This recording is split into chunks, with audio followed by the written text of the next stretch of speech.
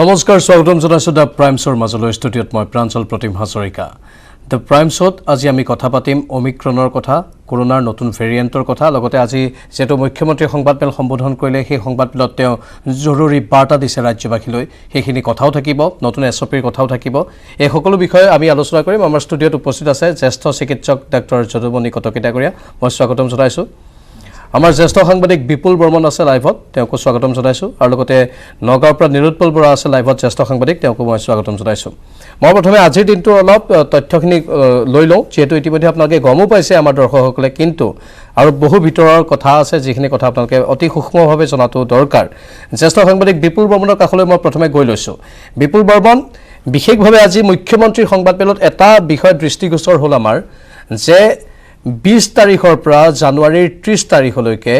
কৰোনাৰ সংক্ৰমণৰ হাৰ সবাতোকৈ বেছি হ'ব দ্বিতীয় ৱেভত যেনে ধৰণৰ আমি হাৰ দেখিবলৈ পাইছিলো তাতকৈ বেছি হ'ব বুলি কোৱা হৈছে ভয়াৱহ হ'ব বুলি এটা ইংগিত পোৱা গৈছে হেতু অত্যন্ত আশংকাজনক আৰু কি কি তথ্য আছে বাৰু আপোনাৰ লগত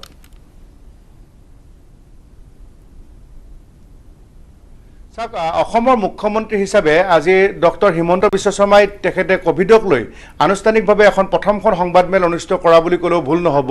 আজি বিয়লি 3 বজাত এই গুৰুত্বপূৰ্ণ যিখন সংবাদমেলখন আছিলে আৰু অমিক্ৰণ আচলতে কোভিডতকৈ বেছি ফাষ্ট এইটো সংক্ৰমণ হয় আমি যদি জানুৱাৰী প্ৰথম সপ্তাহৰ কথা কওঁ এতিয়া 850 ইতিমধ্যে সংক্ৰমণ হৈছে আৰু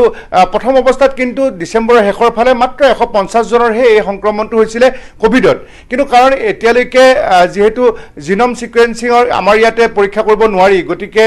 কলকাতালৈ পঠিয়াব লাগে টেষ্টিংসমূহ গতিকে কিমানখিনি অমিক্ৰণত এতিয়াও সংক্ৰমণ হৈছে সেই কথা সম্পূৰ্ণৰূপে ক'ব পৰা নাই কিন্তু আজিৰ এই সংবাদমেলখন প্ৰাঞ্জল কেইবাটাও কাৰণত যথেষ্ট গুৰুত্বপূৰ্ণ কাৰণ আমাৰ স্কুলৰ যিসকল ছাত্ৰ ছাত্ৰী প্ৰথম শ্ৰেণীৰ পৰা আৰম্ভ কৰি তেওঁলোকে মাত্ৰ 2 বছৰৰ পিছত স্কুল যাবলৈ আৰম্ভ কৰিছিলে কাৰণ 2020 যাবই পৰা নাছিলে 21 যাবই পৰা নাছিলে গতিকে 22ত যথেষ্টখিনি আশা কৰিছিলে কিন্তু প্ৰথম বছৰৰ প্ৰথম সপ্তাহতে লাগিলে এতিয়া যেটো অহা কাইলৈৰ পৰা কাৰ্যকৰী হোৱাকৈ পঞ্চম শ্ৰেণীলৈ সমগ্ৰ অসমত স্কুলসমূহ বন্ধ কৰি দিয়া হৈছে আৰু অষ্টম শ্ৰেণীলৈকে গুৱাহাটীত কোনো ক্লাছ নহব আৰু নৱম দশম আৰু একাদশ শ্ৰেণীৰ অল্টাৰনেটিভ ডেট এদিনৰ পিছত এদিন স্কুলসমূহ হ'ব গতিকে দ্বাদশ শ্ৰেণীৰ পিছৰখিনি আপোনাৰ ক্লাছ হ'ব তেওঁলোকক সম্পূৰ্ণৰূপে ভেকচিন দিয়া হ'ব বুলি ইতিমধ্যে প্ৰক্ৰিয়া আৰম্ভ হৈছে আৰু কেইবাটাও গুৰুত্বপূৰ্ণ কথা কৈছিলে প্ৰাঞ্জল যে আচলতে আমি সকলো অসমৰ ৰাইজে এই অমিক্ৰণ বা কোভিডৰ পৰা ৰক্ষা পৰিবৰ বাবে আমি সকলোৱে সচেতন হ'ব লাগিব মাস্ক পৰিধান কৰা কথাটো কৈছে যে যদি নিপিন্ধে তেতিয়াহ'লে জৰিমনা বিহা হ'ব আজিৰ পৰাই কাৰ্যকৰী হৈ গ'ল সকলো 100% পিন্ধিব লাগিব আৰু সভা সমিতি য'ত অনুষ্ঠিত হোৱা কথা তাত দুইপালি ভেকচিন লোৱা লোকসকলে 50% তাত বহিব পাৰিব বিয়া সবাহতো তেনেধৰণে 50% লোকৰ যিটো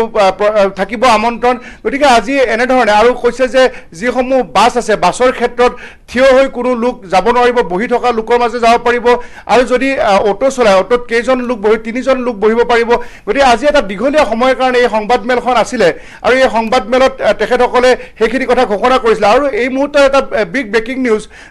যেটা কিছু সময় আগতে মই প্ৰাঞ্জল আপোনাৰ জৰিয়তে ক'ব বিচাৰিছোঁ যে কিছু সময় আগত আমাৰ জ্যেষ্ঠ সাংবাদিক ৰাজু বৰুৱা আৰু মই ভাৰতীয় জনতা পাৰ্টিৰ যি বাজপেয়ী ভৱন আছে তাত আমি উপস্থিত আছিলোঁ তেখেতসকলে অহা 17 আৰু 18 তাৰিখে ডিফুত যি তেওঁলোকৰ যি কেন্দ্ৰীয় সমিতি আমাৰ অসমৰে কাৰ্যনিৰ্বাহক সভা অনুষ্ঠিত হোৱা কথা আছিলে সেই সভা তেওঁলোকে বাতিল কৰিছে কোভিডৰ সংক্ৰমণ বাঢ়ি যোৱাৰ বাবে গতিকে এই মুহূৰ্তত এইটো এটা ৰাজনৈতিক ডাঙৰ খবৰ যে যি সাহসীয় বিজেপি দলৰ যিটো দুদিনীয়া যি কাৰ্যনিৰ্বাহক সভা তেওঁলোকে বাতিল কৰিছে আৰু কোভিডৰ ক্ষেত্ৰত মুখ্যমন্ত্ৰী সকলোকে অনুৰোধ জনাইছে আপোনালোকে সচেতন হওক সজাগ হওক আৰু বিশেষকৈ এই যে সংক্ৰমণ যে বাঢ়িছে এই নাবাঢ়িবৰ বাবে স্কুলৰ ছাত্ৰ ছাত্ৰীসকলে তেওঁলোকেতো পঞ্চম শ্ৰেণীলৈ বন্ধ মই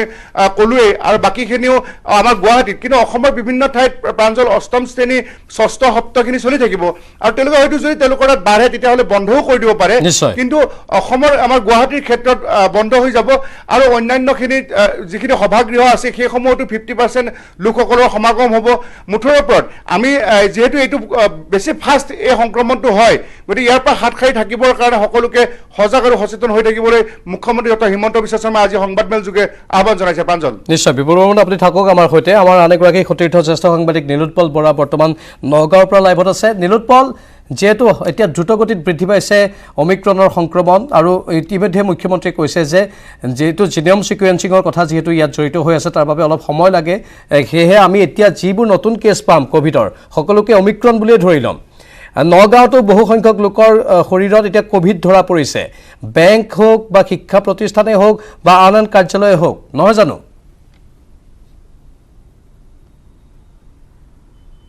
নিশ্চয় প্ৰাঞ্জল এটা কথা ক'ব লাগিব যে নগাঁৱত কিন্তু ডিচেম্বৰৰ শেষ ভাগলৈকে দেখিবলৈ পোৱা গৈছিলে যে কোভিডৰ সংক্ৰমণ যথেষ্ট কমিছিলে আমি যদি চাওঁ পৰিসংখ্যা যদি চাওঁ কেতিয়াবা কোভিডত এজনো লোক আক্ৰান্ত নোহোৱা দিনো কিন্তু পাৰ হৈছে অৱশ্যে এটা কথা ক'ব লাগিব যে সেই নগাঁৱত কোভিডৰ সংক্ৰমণ কমাৰ লগে লগে কিন্তু টেষ্টটো কমি গৈছিলে পৰীক্ষা কৰাৰ সংখ্যাও কমি গৈছিলে কিন্তু জানুৱাৰীৰ 1 তাৰিখৰ পিছৰ পৰা হঠাৎ কিন্তু কোভিডৰ সংখ্যা বৃদ্ধি পাবলৈ ধৰিছে আমি নগাঁৱৰ যুটীয়া স্বাস্থ্য সঞ্চালক ডক্টৰ অতুল পাত্ৰৰ সৈতে কথা পাতিছিলোঁ তেতিয়া তেওঁ জনাইছিল যে টেষ্ট যদি বঢ়োৱা হয় তেনেহ'লে হয়তো আৰু কোভিডৰ সংখ্যা বৃদ্ধি পাব ইতিমধ্যে নগাঁৱৰ এক্সিছ বেংকৰ 5জনকৈ কৰ্মচাৰী কোভিডত আক্ৰান্ত হৈছে নগাঁৱৰ ৰামানুজন জুনিয়ৰ কলেজৰ এটা ছাত্ৰাবাসৰে 11জনকৈ ছাত্ৰ ইতিমধ্যে কোভিডত আক্ৰান্ত হৈছে আৰু যাৰ পৰিপ্ৰেক্ষিতত ইতিমধ্যে ছাত্ৰাবাসটো কণ্টেইনমেণ্ট জ'ন হিচাপে ঘোষণা কৰিব লগা হৈছে আৰু লগতে এটা কথা ক'ব লাগিব যে নগাঁৱত আজিৰ দিনটোত 15জনকৈ লোক আজি কোভিডত আক্ৰান্ত হৈছে যোৱাকালি 18জন আক্ৰান্ত হৈছে তাৰ আগদিনা 6জন আক্ৰান্ত হৈছে তাৰ আগদিনাও 18জন আক্ৰান্ত হৈছে গতিকে কোভিডৰ যি সংক্ৰমণৰ হাৰ যদি দ্ৰুতগতিত বৃদ্ধি পাইছে কিন্তু তাৰ লগে লগে প্ৰাঞ্জল অতি ভয়ংকৰ কথাটো হ'ল যে কোভিডৰ সংক্ৰমণ হোৱাৰ মূলতে কিন্তু আৰু এটা কথা আমি ক'ব লাগিব যে মানুহে কিন্তু বৰ্তমান মাস্ক পৰিধান কৰিবলৈ এৰিছে সেই ক্ষেত্ৰত আমি মানুহক দোষ দিব নোৱাৰোঁ কাৰণ যিহেতু দেখিবলৈ পোৱা গৈছে বিগত সময়ছোৱাত প্ৰশাসনে যথেষ্ট শিথিল কৰিছে আৰু কোভিডৰ আতংকৰ পৰা যেন ৰাইজ মুক্ত হৈছিলে অমিক্ৰণ অহাৰ পূৰ্বে দেখিবলৈ পোৱা গৈছিল যে মানুহে যথেষ্ট পৰিমাণে কিছু সকাহ পাইছিলে কিন্তু পুনৰ দেখিবলৈ পোৱা গৈছে যে এটা নতুন ভেৰিয়েণ্ট যেতিয়া আহিছে আৰু যি সংক্ৰমণৰ হাৰ বৃদ্ধি পাইছে অৱশ্যে এতিয়ালৈকে নগাঁৱত এটাও কেছ অমিক্ৰণত আক্ৰান্ত বুলি ধৰা পৰা নাই কিন্তু তথাপিও যিহেতু মুখ্যমন্ত্ৰীগৰাকীয়ে কৈছে আৰু কাষৰীয়া জিলা হোজাইতো যিহেতু কেইবাগৰাকী আক্ৰান্ত হৈছে সেয়েহে কিন্তু আমি ধৰিব লাগিব যে নগাঁৱত হঠাৎ যি দ্ৰুতগতিত বৃদ্ধি পাইছে হয়তো অমিক্ৰণত নগাঁৱতো কোনো আক্ৰান্ত হ'ব পাৰে কাৰণ যিহেতু এটা কথা ক'ব লাগিব যে কোভিডত যি দেখিবলৈ পোৱা গৈছে যে অমিক্ৰণৰ যি সংক্ৰমণৰ হাৰ অতি দ্ৰুতগতিত অমিক্ৰণ সংক্ৰমণ হয় গতিকে সেই হিচাপত যি দেখিবলৈ পোৱা গৈছে হঠাৎ যি সংক্ৰমণ বৃদ্ধি পাইছে তাক লৈ কিন্তু আমি এতিয়াও সন্দিহান যে অমিক্ৰণ নগাঁৱতো আহি সোমাইছে নেকি বা নগাঁৱত অমিক্ৰণে প্ৰৱেশ কৰিছে নেকি গতিকে নগাঁৱত কিন্তু পৰিস্থিতি বৰ্তমান ভাল নহয় প্ৰাঞ্জল নগাঁৱত দেখিবলৈ পোৱা গৈছে যে লাহে লাহে কিন্তু কোভিডৰ সংক্ৰমণৰ হাৰ যথেষ্ট দ্ৰুতগতিত বৃদ্ধি পাইছে যাৰ পৰিপ্ৰেক্ষিতত কিন্তু ভোগালী বিহুৰ পূৰ্বে কিন্তু কিছু ৰাইজৰ মন সেমেকা হৈ পৰিছে প্ৰাঞ্জল নিশ্চয় ধন্যবাদ জনাইছোঁ নিৰুৎপল বৰা ভোগালী বিহুৰ পূৰ্বে ৰাইজৰ মন সেমেকি উঠিছে ডক্টৰ যদুমণি কটকীডাঙৰীয়া যিটো আমি বিচৰা নাছিলোঁ যিটো কোনেও কামনা কৰা নাছিল সকলোৱে ভাবিছিল যে এইবাৰ পৰিত্ৰাণ পালোঁ আৰু কোভিডৰ পৰা আমি মুক্ত হ'লোঁ কোভিডৰ পৰা কিন্তু আকৌ আহি গ'ল এই অমিক্ৰণ নতুন ভেৰিয়েণ্ট যিটো কথা আমি ইতিমধ্যে আলোচনা কৰি আছোঁ আৰু বহুদিন ধৰি ইয়াৰ ওপৰত বিশেষভাৱে চৰ্চাও চলি আছিল কিন্তু আমি ভবা নাছিলোঁ যে 1 তাৰিখৰ পৰা 6 তাৰিখৰ ভিতৰত মাত্ৰ 5 দিনতে 1 তাৰিখে আছিল 150জন কোভিডত আক্ৰান্ত আৰু 6 তাৰিখে হঠাৎ 800 কিমানজন আক্ৰান্ত হৈ গ'ল মানে কিমান দ্ৰুতগতিত বাঢ়ি আছে এজন চিকিৎসক হিচাপে আপুনি বাৰু কি দেখিছে ই সঁচাকৈ 20 জানুৱাৰীৰ পৰা 30 জানুৱাৰীলৈ অতি ভয়ংকৰ ৰূপ ধাৰণ কৰাৰ আশংকা আছে নেকি আপুনি ঠিকেই কৈছে এই WHO ৱাৰ্ণিং দিছিলে যে এই যিটো নতুন ভেৰিয়েণ্ট সাউথ আফ্ৰিকাত ওলাইছে 24 নৱেম্বৰত হি হাইলি ট্ৰান্সমিছিবল মানে তাৰ প্ৰায় ডাবলিং টাইম 3 দিনতে ডাবল হ'ব পাৰে বা 2 দিনতে ডাবল হ'ব পাৰে এই ট্ৰান্সমিশ্যনটো খুব বেছি হোৱাৰ কাৰণে আমাৰ যেহেতু অলপ শিথিল হৈ পৰিছিলে আমাৰ ৰিপৰ্টাৰ গৰাকীয়ে কোৱাৰ নিচিনা আমাৰ মাস্ক বা ছ'চিয়েল ডিষ্টেন্সিং বজাৰ সমাৰ খোলা হৈ গৈছিলে গাড়ীটো ফুৰা মানুহ গৈছিলে স্কুল কলেজ সবতে এটা স্বাভাৱিক জীৱন যাত্ৰাৰ ফালে যেতিয়া আমি আগবাঢ়িলোঁ তেতিয়া হ'ল কি ট্ৰান্সমিশ্যন ৰেটটো বাঢ়ি গ'ল যেহেতু অমিক্ৰণ অলৰেডি ভাৰত পাইছেহি আৰু এইটো অমিক্ৰণ বুলি কোৱাটো পটককৈ টান কাৰণ কোভিডৰে ভেকচিন লোৱাৰ পিছতো ইনফেকশ্যন হ'বলগীয়া বুলি আমি ভালকৈ জানো যদি কোভিডো হ'ব পাৰে কোভিডে হয়তো ডিজিজ নকৰিব পাৰে ভেকচিন লোৱাসকলক বা চিভিয়াৰিটি নকৰিব পাৰে ডেথ কম হ'ব পাৰে হস্পিটেলাইজেশ্যন কম হ'ব পাৰে কিন্তু কোভিডৰ পৰা ইনফেকশ্যন কিন্তু হ'ব পাৰে আৰু তাৰ যাৰ পৰা তেওঁ পজিটিভ কেছ ওলাব পাৰে গতিকে আমাৰ যেতিয়া এই যি Covid appropriate behaviour distancing mask এইবিলাক কমি যোৱাৰ ফলত এতিয়া কোভিডৰ ডেল্টা ভাইৰাছটো অধিক বিপদজনক আছিলে সেইটো সবেই জানে আমাৰ মেক্সিমাম কেছ ডেল্টাই আছিলে এতিয়া নতুন ভেৰিয়েণ্ট অমিক্ৰণো আহিলে অমিক্ৰণৰ ট্ৰান্সমিশ্যন বহুত বেছি আৰু অমিক্ৰণৰ কিন্তু 2-3 দিন লাগি যায় জেনম ছিকুৱেন্সিঙৰ ৰিপৰ্ট আহোঁতে মই ভাবিছোঁ আমাৰ যিটো শিথিল হৈ পৰিলে কোভিডৰ পৰা ৰক্ষা পৰা যিখিনি ব্যৱস্থা হ'ল সামাজিক হওক বা পাৰ্চনেল লেভেল তাৰ ফলত হঠাতে বাঢ়ি গ'ল আৰু উইণ্টাৰত এই ভাইৰাছৰ মাল্টিপ্লিকেশ্যন এনেও বাঢ়ে সেইটো এটা কথা আছে উইণ্টাৰত সাধাৰণতে ফ্লু ভাইৰাছ বা যিকোনো ইনফ্লুৱেঞ্জা ভাইৰাছৰ সংক্ৰমণ বাঢ়ে এইটো যিহেতু এটা ইনফ্লুৱেঞ্জা ভাইৰাছে ইয়াৰ সংক্ৰমণ অধিক বাঢ়ি গ'ল, যিহেতু আমাৰ মানুহৰ মাজত অভাৰ ক্ৰাউডিঙো বাঢ়ি গ'ল আৰু তাৰ মাজতে হয়তো অমিক্ৰণ ওলাব, যদিও অমিক্ৰণৰ পাৰ্চেণ্টেজ এতিয়াও বোধ কৰোঁ যিটো অলৰেডি ডিটেক্ট হোৱা ট্ৰেডিশ্যনেল ডেল্টাতকৈ হয়তো বহুত পৰিমাণে কম আছে। ঠিক আছে, বিপুল বৰ্মন, মই পুনৰ আপোনাৰ কাষলৈ গৈছোঁ। এটা কথা স্পষ্ট যে এতিয়া সকলো সভা বাতিল কৰা হ'ব আৰু আগন্তুক দিনত কেইবাখনো সভা আছিল, হয়তো সেইসমূহো বাতিল কৰা হ'ব পাৰে যদি পৰিস্থিতি বেয়াৰ ফালে ঢাল খায়। মুখ্যমন্ত্ৰীয়ে সেইটো ইংগিতেই পোনপটীয়াকৈ দিছে। কিন্তু মই আৰু এটা কথা আপোনাৰ পৰা জানিব বিচাৰিছোঁ, কিছু সময় পূৰ্বে আপুনি ক'লে যে বিজেপিৰ কাৰ্যনিৰ্বাহক বৈঠকো বাতিল কৰা হৈছে, মানে এতিয়া ৰাজনৈতিক সভাসমূহো সমান্তৰালভাৱে একেলগে বাতিল হ'ব। কাৰণ বহুতে প্ৰশ্ন তুলি থাকে, যিহেতু আপুনি ৰাজনীতিৰ খবৰসমূহ লৈ থাকে বা ৰাজনৈতিক নেতাৰ সৈতে আপুনি সঘনে যোগাযোগত থাকে, মানে এটা কথা স্পষ্ট যে ৰাজনীতি বুলি এতিয়া পৃথককৈ কোনো নাথাকিব। মাঘ বিহুৰ যেনেকৈ অনুষ্ঠান বাতিল কৰাৰ কথা কোৱা হৈছে, তেনেধৰণে ৰাজনীতিৰ আন আন সভাসমূহো বাতিল কৰা হ'ব এতিয়া একেলগে, নহয় জানো?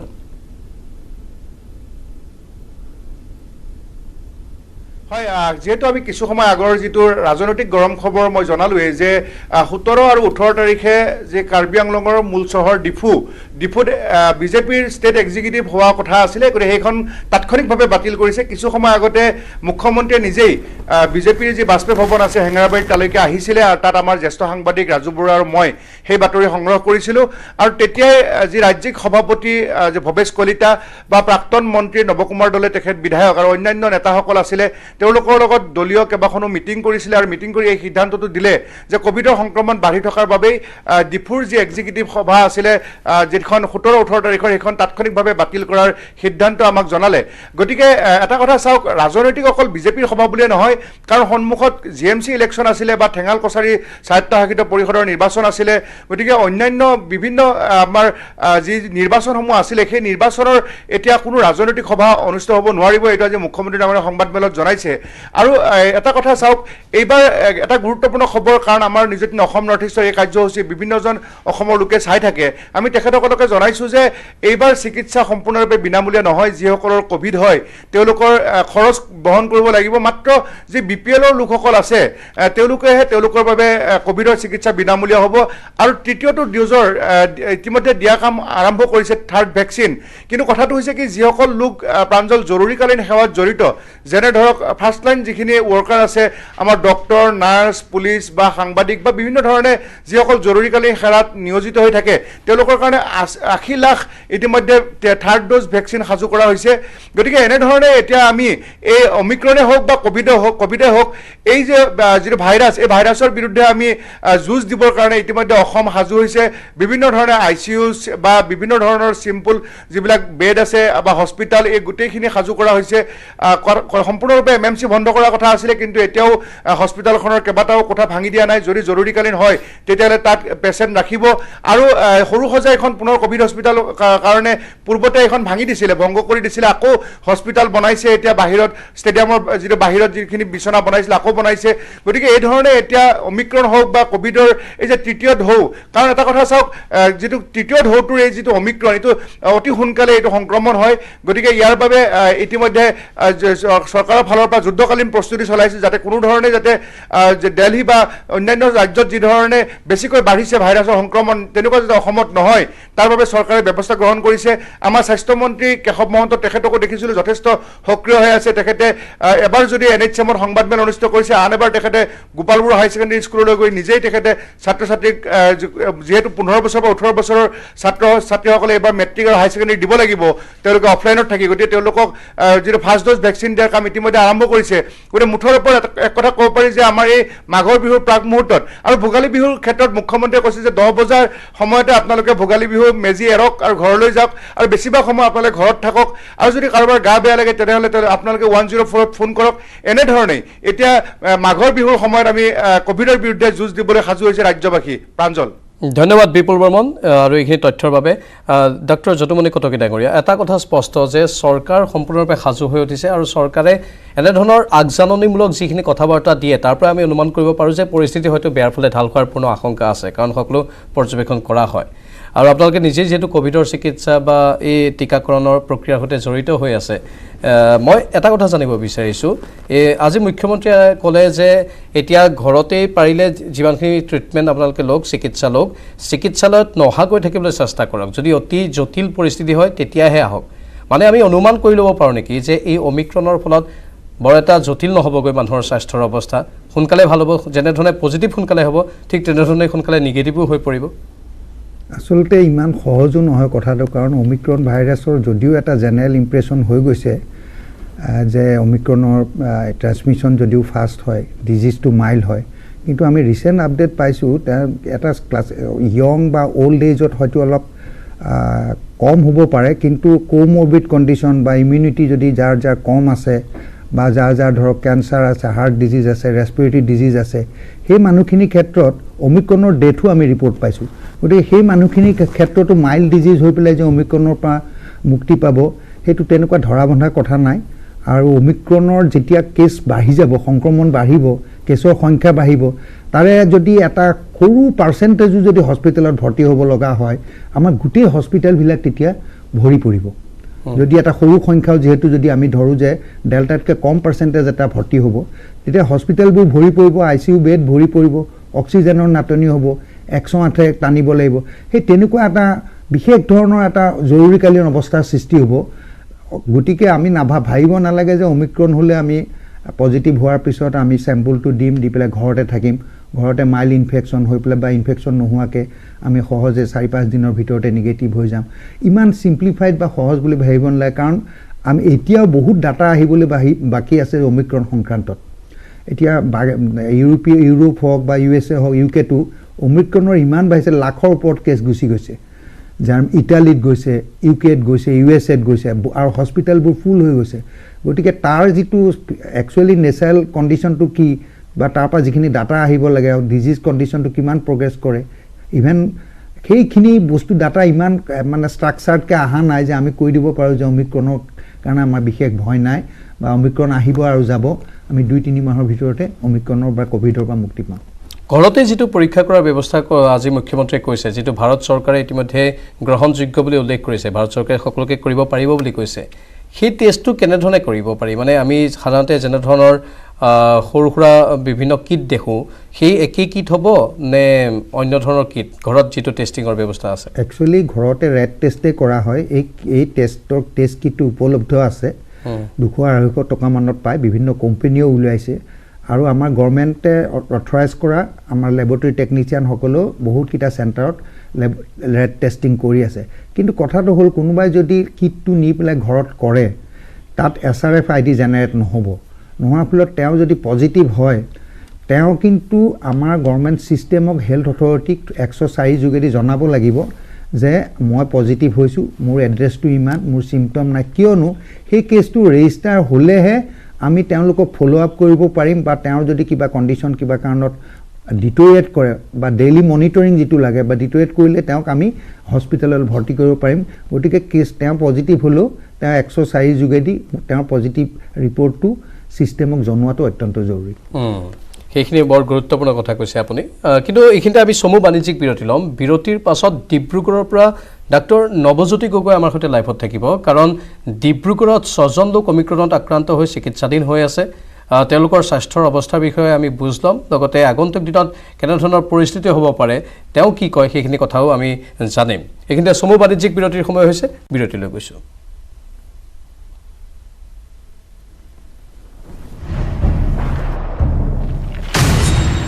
এতিয়া বিশ্বই জানে ষ্ট্ৰং মানে মাইথান ষ্টীল নিৰ্মাণৰ মানদণ্ড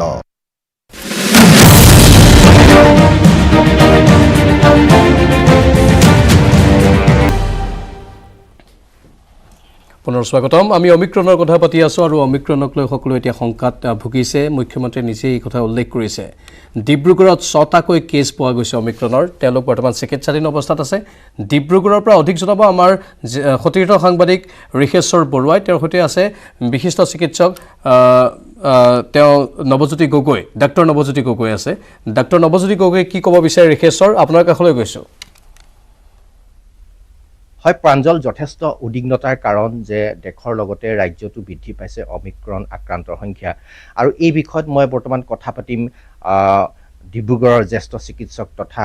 কোভিড সমন্বয়ক বিষয়া ডক্টৰ নৱজ্যোতি গগৈৰ সৈতে আৰু ডক্টৰ নৱজ্যোতি গগৈ আপোনাক প্ৰথমতে স্বাগতম জনাইছোঁ আৰু ডিব্ৰুগড় জিলাত কিমানজন আক্ৰান্ত হৈছে শেহতীয়াকৈ অথবা ইয়াৰ কেনেধৰণে আপোনালোকে স্বাস্থ্য বিভাগে প্ৰতিকাৰৰ ব্যৱস্থা কৰিছে চাওক যোৱা 2টা বছৰৰ পিছত 2টা ৱেভৰ পিছত এইটো থাৰ্ড ৱেভ এটা আমি প্ৰথম আলফা ভেৰিয়েণ্ট দেখিলোঁ, ডেল্টা ভেৰিয়েণ্ট দেখিলোঁ, এতিয়া অমিক্ৰন ভেৰিয়েণ্ট আহি আছে। অমিক্ৰন ভেৰিয়েণ্টটো এইটো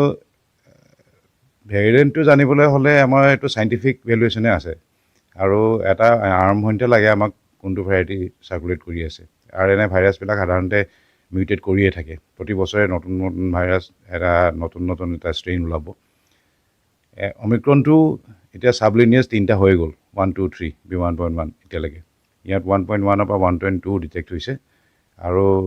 ইনিচিয়েলি টাৰ্গেটেড জেনমিঙত আমাৰ ICMR আমাৰ লগত কণ্টেক্ট কৰি আছিলে, তেওঁলোকে কিছু পজিটিভ পাইছে। তাৰপিছত হোল জেনম ছিকুৱেঞ্চিং যিহেতু অসম চৰকাৰে নিৰ্ধাৰণ কৰিছে, হোল জেনম ছিকুৱেঞ্চিং কৰি পেলাই ডিক্লেৰেশ্যন দিব। হোল জেনমৰ ছিকুৱেঞ্চিঙৰ কাৰণে আমি কিছু চিলেক্টেড চেম্পল আমি পঠিয়াইছিলোঁ যোৰহাটলৈ। তেওঁলোকক অফিচিয়েলি আমাক এতিয়ালৈকে কনফাৰ্মেশ্যন দিয়া নাই, কিন্তু তেওঁলোকে পৰ্টেলত আপলোড কৰিছে কেইটামান যিকেইটা ভাবিছিলোঁ। সেইকেইটা কেছ গোটেইকেইটা কেছেই ইতিমধ্যে তেওঁলোকে চিমটম নাইকিয়া হৈ তেওঁলোক কিয়ৰ হৈ ঘৰলৈ গৈছে, ডিচাৰ্জো পাইছে। তাতে 5জন আছে আমাৰ, 5জন পজিটিভ, তেওঁলোকে অমিক্ৰন পজিটিভ বুলি আপলোড কৰিছে ICIP পৰ্টেলত। আৰু তাৰ ভিতৰত এজন চাউথ আফ্ৰিকাৰ পৰা ল'ৰা আছে আৰু সেই ল'ৰাজনৰ পৰা কণ্টেক্ট আছিলে, সেইকেইজনৰ নিগেটিভ আহিছে। আৰু কানাডাৰ পৰা অহা USA পৰা অহা এগৰাকী লেডি আছিলে, তেওঁৰ 2জন ক্ল'জ কণ্টেক্ট সময়ত তেওঁলোকো পজিটিভ হৈছিলে, তেওঁলোকো ইতিমধ্যে কিয়ৰ হৈছে। আৰু এজন ৰাজস্থানৰ পৰা আহিছিলে,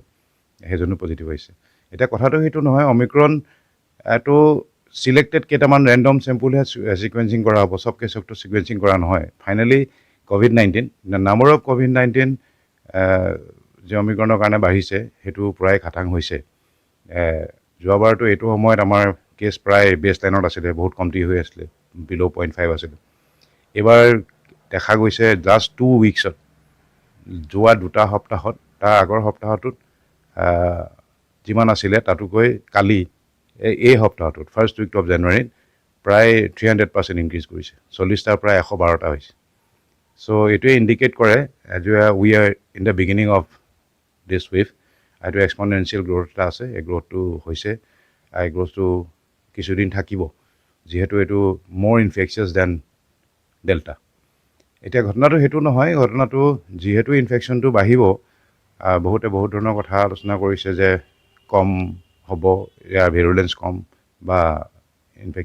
ইনফেক্টিভিটিটো বেছি। কিন্তু কথাটো হ'ল কি, finally the number of case decide কৰিব। মানুহ মৰক নমৰক বা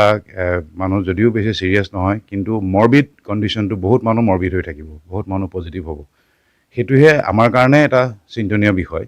যিকেইজন চিকিৎসা ক'ত কৰিছে, যিকেইজন আক্ৰান্ত হৈছে, তেওঁলোক অসম চিকিৎসা মহাবিদ্যালয় পঠিয়াবলগীয়া হোৱা নাই। আমি আমাৰ ক'ভিড জকাই মডেল হস্পিটেলতে ৰাখিছিলোঁ, তেওঁলোকৰ কোনো তেনেকুৱা প্ৰব্লেম হোৱা নাই। প্ৰায়কেইজন চিমটমেটিকে আছিলে আৰু খুব মাইল্ড চিমটম আছিলে, সেইটো কিন্তু চিয়'ৰ। এতিয়া সেইটো নহয়, আমি সাৱধান হ'বলৈ হ'ল। কেছ বেছি পাৰিলে যদিও মৰ্টেলিটি কম হ'ব বা ইমান বেছি ছিৰিয়াছ নহ'ব, তথাপি মানুহ যেতিয়া পজিটিভ হৈ থাকিব, মানুহবিলাক কোৱাৰেণ্টাইনত থাকিব। চ' সেইটোহে আমাৰ ভয় হৈছে, কেনেবাকৈ যেতিয়া আমাৰ স্বাস্থ্যকৰ্মীবোৰ পজিটিভ হয়, যদি বেছিকৈ কোৱাৰেণ্টাইনত যাবলগীয়া হয়, কেছ যদি বাঢ়ি যায়, এই হোম আইচলেশ্যনত বহুত মানুহ ৰাখিব লাগিব এবাৰ। হোম আইচলেশ্যন থাকিবলৈ সেইটো আমাৰ চিন্তনীয় বিষয়। সেইকাৰণে আজি এতিয়া গধূলি আমাৰ DC মহোদয়ৰ লগত, উপায়ুক্ত মহোদয়ৰ লগত মিটিংখন হৈছে, আমি ষ্ট্ৰেটেজি বনাইছোঁ। লাগিলে বাহিৰৰ পৰা মানুহ ৰিক্ৰুট কৰি হ'লেও আমি মনিটৰিং কৰিব লাগিব। গোটেইখিনি মোকাবিলা কৰিবলৈ হ'লে আমি ষ্টেপ আপ কৰিছোঁ, গিয়াৰ আপ হৈছোঁ, আৰু প্ৰায় 80% গিয়াৰ আপ আমাৰ আৰম্ভণি কাম হৈ গৈছে, আৰু এইকেইদিনৰ ভিতৰতে সম্পূৰ্ণ সাজু হ'ম। এক্সপনেণ্ট গ্ৰ'থটো কালি 51 আছিলে, আজি 41 হৈছে। এইটো বাঢ়িব, এইটো 15-20 দিনৰ ভিতৰত এইটো টাচ 100, মানে ডেফিনেটলি ক্ৰছ কৰিব। আৰু সেইটোৱে চিন্তনীয় বিষয়, যাতে তাতোকৈ বেছি এক্সপনেনচিয়েলি যাতে বাঢ়ি নাযায়, তাৰ কাৰণে সজাগ হ'বলৈ হ'লে আমাক ৰাইজৰ সহযোগ লাগিব। প্ৰত্যেকটো অফিচ হওক, প্ৰত্যেকজন নাগৰিকৰ এটা সহযোগিতা আমাক লাগিব। প্ৰত্যেকেই মাস্ক পিন্ধি পেলাই এই বীজাণুটোৰ পৰা হাত সাৰিবলৈ চেষ্টা কৰিব লাগে। কাৰণ ভেকচিনেটেড বুলিয়ে যদি মাস্ক নিপিন্ধাকৈ ঘূৰি ফুৰে, সেইটো কিন্তু ভয়ানক হ'ব। কাৰণ যিমানবোৰ পজিটিভ পাই আছোঁ, চববিলাক পজিটিভ মানুহে ভেকচিনেটেড মানুহ। সেইকাৰণে এইটো আৰম্ভণিতে এইটোৱে দেখুৱাইছে যে ভেকচিনেশ্যনেই ল'লোঁ বুলিয়েই মই মাস্ক নিপিন্ধাকৈ ঘূৰি ফুৰিম, সেইটো কিন্তু বৰ মাৰাত্মক ভুল হ'ব। সকলোকে মই অনুৰোধ কৰোঁ মাস্ক পিন্ধক, ক'ভিড প্ৰট'কল প্ৰপাৰলি ব্যৱহাৰ কৰক। ইজনৰ পৰা সিজনলৈ হুঁচৰিবলৈ হ'লে আপুনি মাস্কখন নিপিন্ধিব লাগিব। আপুনি হাতখন চেনিটাইজ নকৰি পেলাই যদি চকুলে মুখলৈ হাত নি থাকে বা ক্ল'জ কণ্টেক্টত থাকে বা বেছি ভিৰ এলেকালৈ যায়, বেছিকৈ যাতে গেডাৰিঙত মানুহ নাথাকে আৰু বেছি গেডাৰিং যাতে কোনেও নকৰে মই সকলোকে অনুৰোধ কৰিম। কাৰণ লকডাউন পচিবল নহয়, প্ৰতিবাৰ দুবাৰকৈ লকডাউন কৰা হৈছে। ইমানবাৰ লকডাউনত বহুত ক্ষতি আছে, মানুহৰ ক্ষতি, যিমান ধৰণৰ মানুহৰ দুখীয়া মানুহৰ বহুত কষ্ট হয়। সেইটো কাৰণে লকডাউনলৈ যাতে যাবলগীয়া নহয়, তাৰ কাৰণে যদি সমাজ সচেতন হয়, প্ৰত্যেকজন নাগৰিকে সচেতন হৈ পেলাই যদি নিজেই ভিৰ ভাৰৰ পৰা আঁতৰি থাকি পেলাই অনাহকত বাহিৰলৈ নোলাই পেলাই এই সময়খিনি যদি পাৰ কৰে, তেতিয়াহ'লে মই ভাবোঁ আমাৰ গোটেই দেশৰ লগতে চবৰে উন্নতি। আৰু ইয়াতে আৰু এটা ৰিকুৱেষ্ট কৰি থওঁ সকলোকে, প্লিজ গ' এণ্ড গেট ভেকচিনেটেড। গৈ যদি কোনোবাই যদি ছেকেণ্ড ড'জ লোৱা নাই, অতি সোনকালে গৈ পিনে ছেকেণ্ড ড'জ লওক, ভেকচিনেশ্যন কমপ্লিট কৰক। কাৰণ ভেকচিনেশ্যনে আপোনাক বচাব বেমাৰটোৰ পৰা। একেবাৰে ইনফেকশ্যনটো পৰা নবচালেও বেমাৰটোৰ মৃত্যুমুখৰ পৰা আপোনাক বচাব, আৰু সেইটো নিতান্তই প্ৰয়োজন। ভেকচিনেট যদি কৰে আৰু প্ৰত্যেকে কৰক। চাওক, মই যেতিয়ালৈকে কেতিয়া ছেফ হ'ম, মোৰ ওচৰ চুবুৰীয়াজন যেতিয়ালৈকে ছেফ নহয়, তেতিয়ালৈকে ময়ো ছেফ নহয়। ওচৰ চুবুৰীয়া কোনোবা যদি আছে, কোনোবা এজনে ভেকচিন নোলোৱাকৈ, তেওঁ গাত ভাইৰাছটো হাৰ্বাৰ কৰিব আৰু তেওঁ গাতে ভাইৰাছটোৱে আকৌ মুঠ সলাব, আকৌ মিউটেশ্যন হ'ব, আকৌ তেনেকৈ ৰিইনফেকশ্যন মানুহৰ হৈ থাকিব। এইটো হ'বলৈ হ'লে আমি প্ৰত্যেকজনে দেশৰ কাৰণে চিন্তা কৰি পেলাই কামটো কৰিব লাগিব। প্ৰত্যেকে until and unless my neighbour is safe, I am not safe. ধন্যবাদ জনাইছোঁ। হয়, প্ৰাঞ্জল এনেদৰে ব্যক্ত কৰিছে জ্যেষ্ঠ চিকিৎসক তথা ক'ভিড সমন্বয়ক বিষয়া ডক্টৰ নৱজ্যোতি গগৈয়ে। আৰু যিহেতু ক'ভিড আক্ৰান্তৰ সংখ্যা বৃদ্ধি পাইছে আৰু অৰ্থাৎ অমিক্ৰণৰ সংখ্যা বৃদ্ধি পাইছে সমগ্ৰ ৰাজ্যতে, সেয়েহে সকলোৱে এই মুহূৰ্তত সতৰ্ক থাকিবলৈ আহ্বান জনাইছে এই ডক্টৰ নৱজ্যোতি গগৈয়ে। আৰু সকলোৱে যাতে মাস্ক চেনিটাইজাৰ ব্যৱহাৰ কৰে, পূৰ্বৰ দৰে যেনেধৰণে সতৰ্কতা অৱলম্বন কৰে তেনেধৰণে সতৰ্কতা অৱলম্বন কৰিবলৈ আহ্বান জনাইছে ডক্টৰ নৱজ্যোতি গগৈয়ে। নিশ্চয় ধন্যবাদ জনাইছোঁ ঋষেশ্বৰ। আমাৰ অনুষ্ঠান চলি থাকিব, কিন্তু পুনৰ সময় হৈছে চমু বাণিজ্যিক বিৰতিৰ পাছতেই বিশিষ্ট চিকিৎসক ডাক্তৰ যদুমণি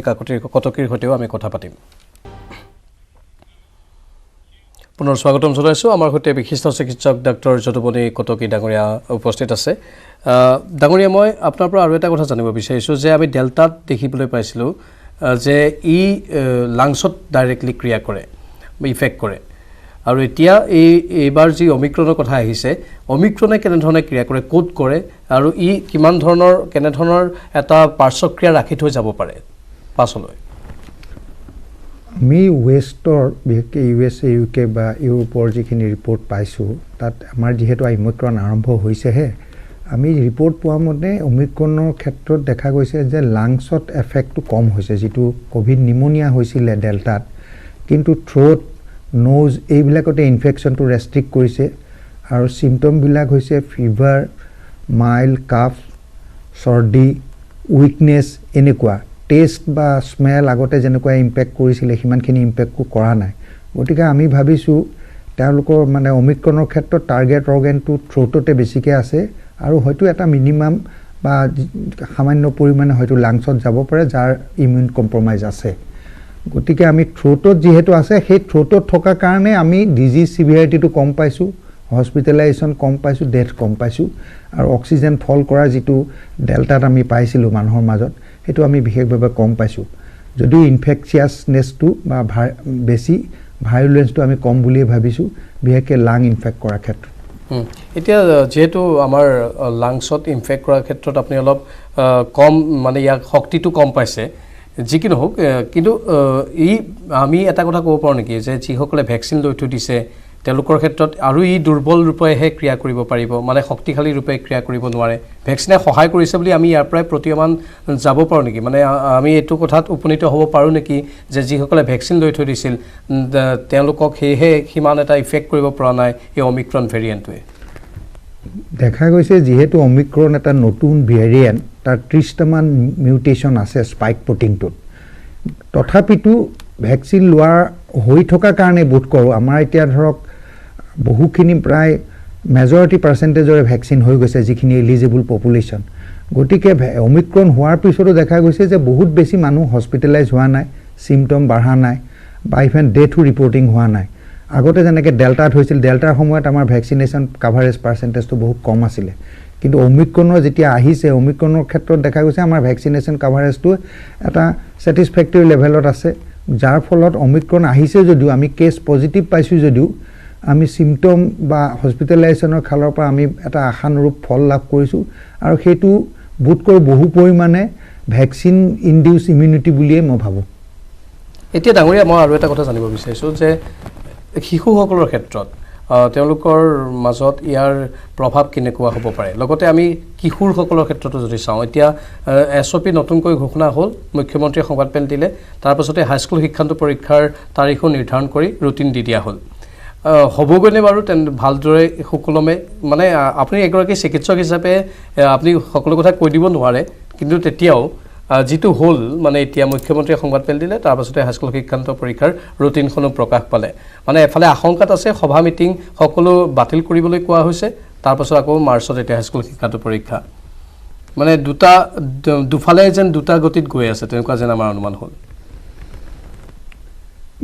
শিশুসকল বা কিশোৰসকলৰ ক্ষেত্ৰত ইনফেকশ্যনটো হৈছিলে, আগৰ ফাৰ্ষ্ট বা ছেকেণ্ড ৱেভতো হৈছিলে, হ'লেও তেওঁলোকে আক্ৰান্ত হৈছিল যদিও তেওঁলোকে খুব বেছি চিমটমেটিক হোৱা নাছিল বা আমি বহুত কেছ হস্পিটেলবিলাকত পোৱা নাছিলোঁ। গতিকে তেওঁলোকৰ ক্ষেত্ৰত হয়তো এটা নেচাৰেল বা এটা এডাপ্টিভ ইমিউনিটি আছিলে। কিন্তু এইবাৰ যিটো অমিক্ৰণ আহিছে, অমিক্ৰণৰ যিটো আশংকা কৰা হৈছে, অমিক্ৰণৰ হয়তো শিশু বা কিশোৰসকলকো আক্ৰান্ত কৰিব পাৰে, এইটো এটা আমি আশংকা কৰিছোঁ। আৰু যিহেতু 15 to 18 ইয়াৰ্ছৰ আমি ভেকচিনেশ্যনটো আৰম্ভ কৰিছোঁ, আৰু এই ভেকচিনেশ্যনৰ ফলত দুটা ড'জ যদি হৈ যায়, যিহেতু কোভেক্সিনে দিয়া হ'ব, গতিকে দুটা ড'জ হওঁতে 4 সপ্তাহৰ পিছতে যদি আমি সুকলমে ভেকচিনেশ্যনটো কৰি যাব পাৰোঁ সকলোবোৰ স্কুলতে, যিখিনি 15 to 18 ইয়াৰ্ছ আছে, মই ভাবোঁ ভেকচিন কাভাৰেজটো ইম্প্ৰুভ হ'লে কিশোৰসকল কিছু পৰিমাণে সুৰক্ষিত হ'ব। কিন্তু শিশুসকলৰ ক্ষেত্ৰত আগৰবাৰো যিহেতু ডেল্টাটো বেছি ভাইৰুলেণ্ট থাকোঁতেও যিহেতু তেখেতসকল বহুত বেছি আক্ৰান্ত হোৱা নাছিলে, গতিকে মই ভাবোঁ যে এইবাৰো শিশুসকল হয়তো আক্ৰান্ত হ'ব, কিন্তু এতিয়াও সঠিকভাৱে কৈ দিয়া ভাল যে তেওঁলোকৰ ক্ষেত্ৰত কিমান মৰ্বিডিটি হ'ব বা কিমান চিৰিয়াছনেছ হ'ব। এতিয়াও ৱেষ্টৰ ডাটা আহিবলৈ বা এডভান্স কাণ্ট্ৰিবিলাকত য'ত শিশু আক্ৰান্ত হৈছে খুব ষ্ট্ৰাকচাৰ্ড ডাটা বা ছিষ্টেমেটিক ডাটা অহা নাই, যাৰ ফলত আমি ক'ব পাৰোঁ যে শিশু আক্ৰান্তৰ হাৰ কেনেকুৱা হ'ব, শিশুসকলৰ কিমানখিনি মানে ডিজিজ মৰ্বিডিটি হ'ব, এইখিনি কথা কোৱাটো টান। কিন্তু আমি ভাবিছোঁ যিহেতু ভেকচিনেশ্যন হ'ব আৰু তেখেতসকলৰ এটা নেচাৰেল ইমিউনিটিও থাকে, গতিকে আমি খুব বেছি আশংকা কৰা নাই যে শিশুৰ মাজত এটা সন্ত্ৰাসৰ সৃষ্টি হ'ব। আমি ভগৱানৰ ওচৰত প্ৰাৰ্থনা কৰিছোঁ যাতে হাইস্কুল শিক্ষান্ত পৰীক্ষাৰ প্ৰসংগটো যিহেতু আহিছে, সুকলমে যাতে অনুষ্ঠিত কৰিব পাৰে, আৰু এই অমিক্ৰণৰ যি প্ৰভাৱ সি বৰ এটা বেছিদিন নাথাকে, আৰু কিশোৰসকলৰ বাবেও ভেকচিনেশ্যনৰ এক বিশেষ উদ্যোগ গ্ৰহণ কৰা হৈছে। সেই ভেকচিনেশ্যনৰ জৰিয়তেই তেওঁলোকৰ ক্ষেত্ৰতো যাতে সকলো ধৰণৰ সাৱধানতামূলক পদক্ষেপ বা তেওঁলোক এই অমিক্ৰণেই হওক বা কৰোণাৰ যিকোনো ভেৰিয়েণ্টৰ পৰা ৰক্ষা পৰি থাকিব পাৰে, সেইখিনি শক্তি যাতে আহৰণ কৰে। কিন্তু এতিয়া মই চিকিৎসাৰ কথা ক'ম, সুধিম আপোনাক ডাঙৰীয়া, যে কেনেধৰণৰ আগতে আমি দেখিছিলোঁ যে ভিটামিন চি বা ভিটামিন ডিৰ কথা আহিছিল বা যিখিনি চিকিৎসা পদ্ধতি আছিল, এতিয়াও সেই অনুৰূপ চিকিৎসা পদ্ধতি আছে? চিকিৎসা পদ্ধতিটো আমি বেলেগ কিবা পৃথককৈ অন্য ধৰণৰ নতুন কিবা উদ্ভাৱন দেখা নাই অমিক্ৰণৰ ক্ষেত্ৰত? একেখিনি চিকিৎসা পদ্ধতিয়ে চলি থাকিব? হয়, চেণ্ট্ৰেল গভৰ্ণমেণ্টৰ গাইডলাইন মতে যিসকল ৰোগী ভৰ্তি হয় ক'ভিড পজিটিভ হৈ আইচলেশ্যন ৱাৰ্ডত, তেওঁলোকক ভিটামিন ছাপৰ্ট দিয়া হয়, ভিটামিন চি দিয়া হয়, বি কমপ্লেক্স দিয়া হয়, ভিটামিন ডি দিয়া হয়, আৰু পেৰাচিটামল দিয়া হয় যদি জ্বৰ, গাৰ বিষ ইত্যাদি থাকে। আৰু যদি কফ কাহ চাহ থাকে তেতিয়া এণ্টিবায়'টিক ব্যৱহাৰ কৰিছিলোঁ। কৰি পেলাই আমি তাৰপিছত তেওঁলোকৰ চিমটমটো আমি ডেইলি মনিটৰ কৰিছিলোঁ, অক্সিজেন চেচুৰেশ্যন মনিটৰ কৰিছিলোঁ, কৰি পেলাই আমি 7 দিনৰ পৰা 9 দিনৰ ভিতৰত টেষ্ট কৰিছিলোঁ। এতিয়াৰ ক্ষেত্ৰত কিন্তু গাইডলাইনটো হৈছে কি 6 দিনত টেষ্ট কৰিব লাগে আইচলেশ্যন ৱাৰ্ডত ভৰ্তি হোৱাৰ পিছত, বা 6 দিন বা 5 দিনত টেষ্ট কৰি নিগেটিভ হ'লে যিহেতু চিমটম নাথাকে তেতিয়া তেওঁলোকক ডিচাৰ্জ দিয়া যায়, আৰু তেওঁলোকক 7 দিন হোম আইচলেশ্যনৰ পৰামৰ্শ দিয়া যায়। সেইখিনি হ'ল একেখিনি গাইডলাইনে থাকিব বুলিয়ে মই ভাবিছোঁ। একেখিনি গাইডলাইন এতিয়ালৈকে যিহেতু আছেই, আৰু আগন্তুক দিনতো আৰু ইতিমধ্যে আমি গম পাইছোঁ যে WHOৰ তৰফৰ পৰাও এই কথাটো কৈ দিয়া হৈছে যে ইয়াত বৰ বেছি পাৰ্থক্য নাথাকে, মানে চিকিৎসা পদ্ধতিত যিটো আপুনি কৈছে মানে আমি আগতেও দেখিবলৈ পাইছিলোঁ যে যিমানে নতুন নতুন ভেৰিয়েণ্ট ওলাই গৈ আছে কিন্তু একেখিনি ব্যৱস্থাই গ্ৰহণ কৰা হৈ আছে চিকিৎসা পদ্ধতিতে হওক মানুহৰ সাৱধানতাৰ ক্ষেত্ৰতে হওক সেই মাস্কৰ কথা এতিয়াও আছে সেই চেনিটাইজাৰৰ কথা এতিয়াও আছে মানে আমি বৰ এটা নতুনকৈ আৰু ইয়াত শিকিবলগীয়া একো নাই মোৰ বোধেৰে আমি অলৰেডি সকলো কথা গম পাওঁৱেই ইয়াক কেনেধৰণে প্ৰতিৰোধ কৰিব লাগিব নহয় জানো হয় মানে যেহেতু ভাইৰাছটো এটা মানে ভাইৰেল ডিজিজবিলাক আচলতে সেলফ লিমিটিং ডিজিজ যেতিয়া ইমিউনিটি থাকে বা কম বেছি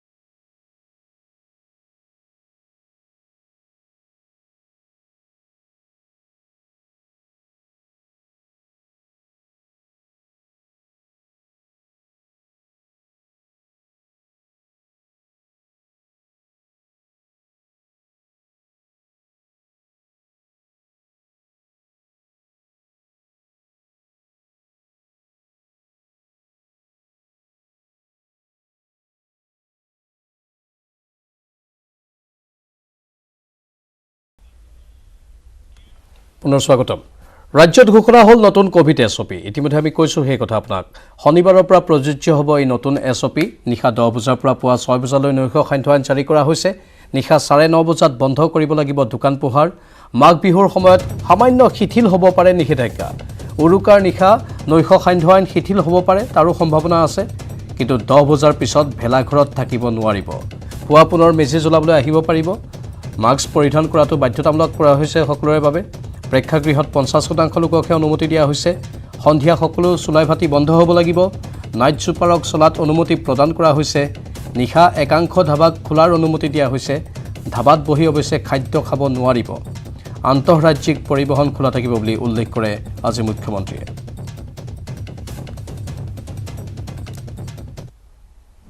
আমাৰ কাৰফিউ আজিৰ দিনত 11:30টাৰ পৰা চলি আছে চ' আজিৰ পৰা অহাকালিৰ পৰা আজি SDMে নটিফিকেশ্যন দিব অহাকালিৰ পৰা কাৰফিউ হ'ব 10টা বজাৰ পৰা 6 বজালৈকে দোকান পোহাৰ কোনোবাই 9:30টো বন্ধ কৰিব পাৰে 9:45টো বন্ধ কৰিব পাৰে ডিপেণ্ডিং অন এমপ্লয়ীখিনি কেনেকৈ ঘৰত গৈ পাব পাৰে কোনোবাই যদি কয় যে নহয় মোৰ এমপ্লয়ীখিনি ঘৰতে থাকিব হোটেলতে থাকিব দে কেন ৰান আপ টু 9:30 9:45 কিন্তু যিজনে খাব তেওঁ ঘৰত ঘূৰি যাব লাগিব চ' এভৰিথিং টুগেডাৰ আমি দোকানী বা ৰেষ্টুৰেণ্ট অ'নাৰক এডভাইচ কৰিম যে ডু নট ডিলে বিয়ণ্ড 9:30 কাৰণ গুৱাহাটীৰ যিকোনো জেগাত যাবৰ কাৰণেতো আধা ঘণ্টা সময় লাগিব চ' এটা খুব ইম্পৰ্টেণ্ট এইবাৰ আমি আনিছোঁ আৰু এইটো অলপমান টাফ মেজাৰ হয় এটাতো মাস্কখন আমি আজিৰ পৰা কৈছোঁ যে ৰাইজে মাস্কখন লগাব লাগে আৰু পুলিচক কোৱা হৈছে যে য'ত যদি একেবাৰে ব্লেটেণ্টলি মাস্ক নিপিন্ধে পুলিচে মাস্ক ফাইন কালেকশ্যন কৰিব লগতে আমি জনাইছোঁ যে পঞ্চম শ্ৰেণীলৈ সকলো স্কুল বন্ধ ঘোষণা কৰা হৈছে কাইলৈৰ পৰা 30 জানুৱাৰীলৈ বন্ধ থাকিব স্কুল গুৱাহাটীত অষ্টম শ্ৰেণীলৈ বন্ধ থাকিব স্কুল নৱম দশম একাদশ সপ্তাহত 3 দিনকৈ হ'ব আৰু দ্বাদশৰ ওপৰত বা একাদশৰ ওপৰত পূৰ্ণ পাঠদান হ'ব দ্বাদশৰ পৰা পূৰ্ণ পাঠদান হ'ব বুলি কৈছে মুখ্যমন্ত্ৰীয়ে গোটেই অসমতে অহাকালিৰ পৰা ক্লাছ 5লৈকে স্কুল বন্ধ থাকিব all school up to class 5 will be closed down entire Assam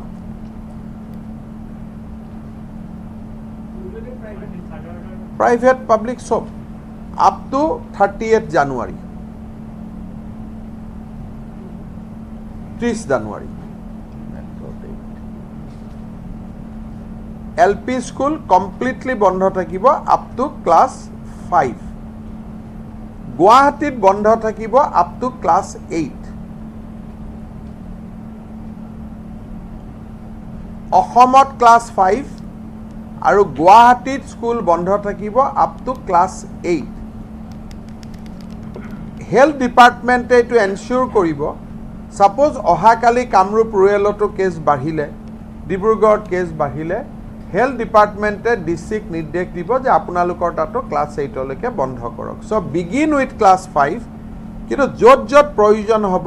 তাত ক্লাছ 8 লৈকে বন্ধ কৰিব আনফালে এইবাৰ সকলোৰে বাবে বিনামূলীয়া নহ'ব কোভিড চিকিৎসা সিৰিয়াছ ৰোগী আৰু BPL ৰোগীকহে বিনামূলীয়া চিকিৎসা প্ৰদান কৰা হ'ব চৰকাৰী হস্পিটেলত চৰকাৰী হিচাপত খৰচ দিব ৰোগীয়ে এই কথা উল্লেখ কৰিলে মুখ্যমন্ত্ৰীয়ে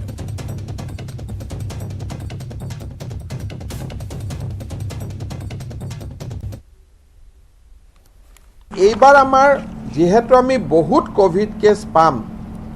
আৰু আমি হস্পিটালাইজেশ্যনটো বিচৰা নাই আনলেছ ইউ আৰ সিৰিয়াছ আপুনি যদি হস্পিটালত নিজে আহে you have to pay in full এইবাৰ ট্ৰিটমেণ্ট যি হ'ব অন ইউজুৱেল পেমেণ্ট বেচিছত হ'ব ফ্ৰী ট্ৰিটমেণ্ট এভেইলেবল নাথাকিব except for the BPL patient BPL পেচেণ্টে ফ্ৰী পাব আৰু কোনোবা ইমাৰ্জেঞ্চি এডমিশ্যন হ'ল হাতততো পইচা নাথাকে গতিকে তেওঁলোকক ফ্ৰী দিব কিন্তু যোনে ঘৰৰ পৰা ভাবি চিন্তি আহে তেওঁলোকে they have to pay in full free treatment will not be available initial ডেজত অলপ হস্পিটালাইজেশ্যন কম হয় আমিও চৰকাৰৰ পৰা এইবাৰ কৈছোঁ যে আপোনালোকে ঘৰত থাকক you should be in home আৰু ঘৰত এজন খালি কেয়াৰ গিভাৰ থাকিব লাগে যোনে হস্পিটাল বা গভৰ্ণমেণ্টৰ লগত বা 104ৰ লগত সম্পৰ্ক ৰাখিব পাৰে আমি এটাই কণ্ডিশ্যন দিছোঁ যে you can be in home provided you have a caregiver এজন যে নাৰ্ছ হ'ব লাগিব তেনেকুৱা নহয় এজন এটেণ্ডেণ্ট এজন যাতে থাকে যোনে পৰিৱেশ পৰিস্থিতি হ'লে ফোন কৰিব পাৰে 108 মাতিব পাৰে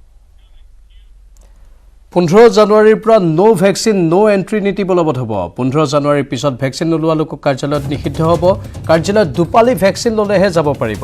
চিনেমা হলত নিষেধ ভেকচিন নোলোৱা লোক সকলো ৰাজহুৱা ঠাইত যাবলৈ ভেকচিন বাধ্যতামূলক কৰা হৈছে এটাতো মাস্কখন আমি আজিৰ পৰা কৈছোঁ যে ৰাইজে মাস্কখন লগাব লাগে